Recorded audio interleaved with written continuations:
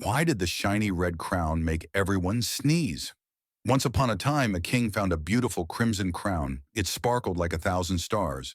But whenever someone wore it, they sneezed uncontrollably. People thought it was cursed. One day, a clever little girl discovered the truth. The crown was made from a rare flower that tickled noses.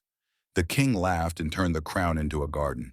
Now everyone visits to enjoy the flowers without sneezing.